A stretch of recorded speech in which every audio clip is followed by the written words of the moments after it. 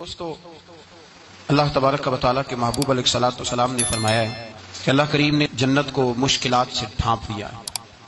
جو مشکل کام ہے وہ آدمی کو جنت میں لے کے جائیں گے، اور جہنم کو اللہ تعالیٰ نے خواہشات سے ڈھانپ دیا ہے، جن چیزوں میں نفس کو لذت حاصل ہوتی ہے اور انسان کی خواہشات تکمیل پذیر ہوتی ہیں، وہ دوزخیوں کے کام ہیں۔ بخاری مسلم میں لفظ ہیں حجبت النار بالشہوات وحجبت الجنت بالمکارہ، او کما قال صلی اللہ علیہ وسلم۔ تکلیف انسان کے ساتھ رہتی ہے، اس کا روپ بدلتا ہے، عنوان بدلتا ہے، لیکن پس منظر تکلیف کا ہمیشہ رہتا ہی ہے۔ انسان کے دکھوں کے نام بدلتے ہیں۔ کبھی دکھ یہ ہوتا ہے کہ اولاد کوئی نہیں، اور ہونے کے بعد کبھی کبھی یہ دکھ بھی آ جاتا ہے کہ یہ تندرست کیوں نہیں، اور اگر اللہ تعالیٰ صحت دے دے تو پھر کبھی کبھی یہ پریشانی لاحق ہو جاتی ہے کہ یہ تعلیم کیوں نہیں حاصل کر پا رہے، اور اگر وہ سارا کچھ بن سور کے زندگی کامیاب گزارے، لیکن اپنی شادی کے بعد، اپنی دولت کے بعد، اپنی نوکری کے بعد اگر پلٹ کر باپ کی طرف نہ دیکھے اور رات کو واپس آئے ڈیوٹی سے تو ماں کے کمرے کے آگے سے چپکے سے گزر جائے، وہ جو تکلیف ہوتی ہے وہ سارے دکھوں سے زیادہ سخت ہوتی ہے۔ باغ تیرے دی کر کر راکھی میں ساری عمر گزاری، تو جدوں میں باغ پکن تے آیا تے لے گئے ہور بپاری، پھر اور تکلیف ہوتی ہے۔ دکھ کا رنگ بدلتا ہے، لیکن دکھ آدمی کے ساتھ رہتے ہیں۔ اور یہ مت سمجھا کریں کہ جو آدمی بڑا امیر ہے، بڑا مالدار ہے، صاحب جائیداد ہے، وہ سکھی ہے۔ پلٹ کے کبھی پوچھیں تو صحیح اس کے حالات کس طرح کے ہیں۔ تکلیف انسان کے ساتھ رہتی ہے۔ غریب شہر تو فاقوں سے مر گیا، لیکن امیر شہر نے ہیرے سے خودکشی کر لی۔ یہاں امیر غریب ہر آدمی تکلیف میں، لیکن اہل ایمان کو جو رب تعالیٰ نے حکم ارشاد فرمایا وہ بڑا پیارا ہے اور بڑا میٹھا ہے اور بڑا سمجھنے والا ہے۔ اللہ تبارک و تعالیٰ نے مشکلات ہر آدمی کے ساتھ، لیکن ایماندار کو، رسول اللہ صلی اللہ علیہ وسلم کے غلام کو، نبی پاک کے کلمہ پڑھنے والے کو جو رنگ عطا کیا ہے وہ بڑا منفرد ہے۔ فرمایا فَإِنَّ مَعَ الْعُسْرِ يُسْرًا، بے شک میں نے ہر مشکل کے ساتھ آسانی رکھی ہوئی ہے۔ پھر فرمایا اِنَّ مَعَ الْعُسْرِ يُسْرًا، بے شک ہر مشکل کے ساتھ آسانی ہے۔ ہر مشکل کے ساتھ بولیے گا ذرا، ہر مشکل کے ساتھ اللہ نے ہر مشکل کے ساتھ، اور یہاں چونکہ 2 دفعہ ذکر کیا گیا کہ ہر مشکل کے ساتھ آسانی ہے، تو مفسرین کرام فرماتے ہیں رب فرما رہا ہے اگر میں تجھے 1 مشکل دوں گا تو 2 آسانیاں عطا کروں گا۔ اگر 1 مشکل آئے گی تو کتنی آسانیاں ملیں گی؟ 2 آسانیاں دوں گا اگر 1 مشکل آئے۔ انسان کو جو مشکلات آتی ہیں نا، اگر کسی شخص کو پتہ چل جائے نا کہ یہ سامنے والا پل میں نے گزرنا ہے تو اس پار میری اپنی جائیداد شروع ہو جائے گی، تو وہ پل گزرنا اس کے لیے مشکل نہیں رہتا۔ اگر کسی کو پتہ چل جائے کہ بس یہ 2 سڑکیں ہیں میں نے عبور کرنی ہے، پھر میرے لیے سفر آسان ہو جائے، تو وہ جھٹ پٹ گزر جاتا ہے، نہ دھوپ دیکھتا ہے، نہ تھکاوٹ دیکھتا ہے، نہ رش دیکھتا ہے، نہ گاڑیوں کی ریل پیل دیکھتا ہے، گزر جاتا ہے۔ اللہ کریم نے فرمایا بندہ مومن جان لے اگر میں تجھے 1 مشکل دوں گا تو میں تجھے کتنی آسانیاں، چلے سارے بول دیں کتنی جی، کتنی اللہ تعالیٰ آسانیاں دے گا؟ 2 آسانیاں۔ ہم لوگ اچھا جب ہمارا ذہن بن جاتا ہے نا کمزوری کا، ہمارا جب مزاج بن جاتا ہے مایوسی کا، پھر معاملہ ذرا ہمارے لیے گمبھیر ہو جاتا ہے۔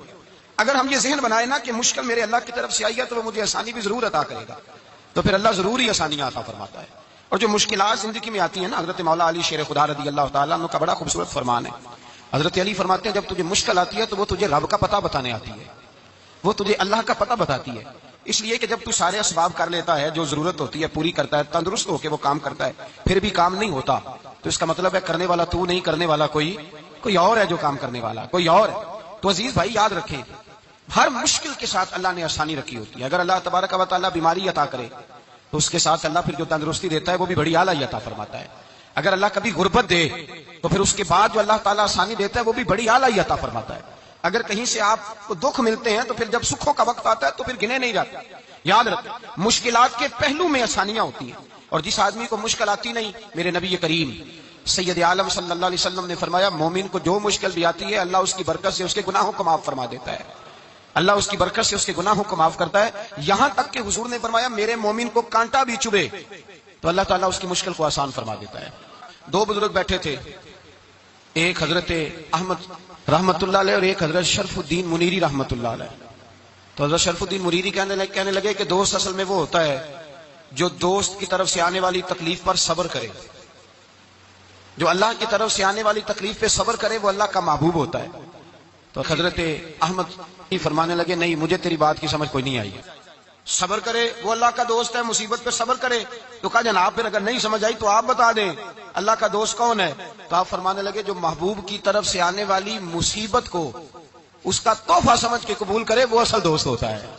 اس کا تحفہ سمجھ کے قبول کرے، اپنے رب کا تحفہ سمجھے، مالک کا تحفہ سمجھے کہ اس نے مجھے تحفہ دیا ہے، مجھے کسی مشکل میں ڈالا ہے. تو رب کریم بلا مثال و بلا تشبیہ سمجھانے کے لیے اللہ جب کسی کو مشکل میں ڈالتا ہے، کافروں کو تو اس نے موجیں کرائی ہوئی ہیں، بڑی بڑی سہولتیں دی ہوئی ہیں، مشکل میں ڈب بھی ڈالتا ہے، اپنے نیک بندوں کو ہی ڈالتا ہے. نمرود اور فرعون کے پیروں میں کانٹا بھی نہیں چبھتا، ان کو تکلیف نہیں آتی. تکلیف کسے آتی تھی؟ اللہ کے نیک بندوں کو تکلیف آتی تھی. حضرت رابعہ بصریہ جب تک زندہ رہی تب تک بیمار رہی. جس دن طبیعت ٹھیک ہوتی تو کہتی اے اللہ تو کہیں مجھ سے ناراض تو نہیں ہو گیا، تو کہیں ناراض تو نہیں مولا جب تو مجھے تکلیف دیتا ہے تو میں رو کے تیری عبادت کرتی، جب مجھے دکھ ہوتے ہیں تو میں سجدے میں تڑپتی، اور خدا بندہ اب تو میں سکھی ہوں، موج میں ہوں، مجھے رونا ہی نہیں آ رہا، تو خدا بندہ تو کہیں ناراض تو نہیں ہو گیا مجھ سے. دکھ تو اچھے ہوتے ہیں، دکھ تو پیارے ہوتے ہیں، اور دکھوں کے بعد جو اللہ آسانی دیتا ہے اس آسانی کا پھر کیا ہی کہنا. اس حضرت ایوب علی نبینا علیہ الصلوۃ والسلام بیمار رہے، 60 سال اللہ نے تندرستی دی. کتنے سال بولے؟ 60 سال. غور کرنا بات پر، 60 سال علیل رہے، پھر بیمار ہو گئے. 18 سال ہو گئے بیمار ہوئے. زوجہ کہنے لگی دعا کر لیں آپ کو اللہ صحت دے دے. ہمیں اگر کوئی بندہ پوچھ لینا کہ بھائی کبھی کوئی خاص بات تو سناؤ، تو ہم جو ساری زندگی سکھ کے ساتھ سوئے ہوتے ہیں وہ بات نہیں سناتے. وہ جو ایک رات درد سے نیند نہیں آتی اس رات کا قصہ سناتے ہیں. کہتے ہیں وہ میرے الٹے دانت میں درد تھا تو میں ساری رات سو نہیں سکا. او بھائی جو ساری زندگی سویا ہے اس کا تو ذکر نہیں کر رہا، اور ایک رات جو تجھے نیند نہیں آ رہی. کسی سے پوچھا جائے، ڈاکٹر کہتے ہیں 360 ہڈیاں ہوتی ہیں وجود میں. کسی سے پوچھا جائے نا تیرا کیا حال ہے، تو 359 ہڈیوں کا ذکر نہیں کرتا، جس گھٹنے میں درد ہے اس کا ذکر کرتا ہے. کہتا ہے یہ گھٹنے میں بڑی درد ہے. او بھائی باقی 359 ٹھیک ہے نا، ان کی بھی تو کوئی بات سنانا. حضرت رابعہ بصریہ رحمۃ اللہ علیہ کے پڑوس میں ایک نوجوان رہتا تھا، آپ کے پڑوس میں. تو وہ جب جو محلے میں بچے رہتے ہیں نا گاؤں میں، ان کا پتہ ہوتا ہے، پڑوسی تھا. تو 34-35 سال نوجوان کی عمر ہو گئی، کبھی بیمار نہیں ہوا. ایک دن اس کی طبیعت علیل ہوئی، سر میں درد ہوا، تو اس نے پٹی باندھ لی سرخ رنگ کی. باہر نکل کے آیا، حضرت رابعہ بصریہ علیہ رحمہ نے دیکھا تو فرمانے لگے بیٹے خیر ہے؟ لگا جی اماں جی سر میں بڑی درد ہے. آپ فرمانے لگے کتنی عمر ہو گئی؟ کہنے لگا 34-35 سال. فرمانے لگے پہلے تو کبھی درد نہیں نہ ہوئی؟ کہ نہیں اماں جی آج ہی ہوئی ہے. تو آپ فرمانے لگے 34 سال اللہ نے صحت دی ہے، تو نے شکر کی ایک پٹی بھی نہیں باندھی، اور آج درد ہوئی ہے تو شکوے کی پٹی تو نے فوراً ہی باندھ لی ہے.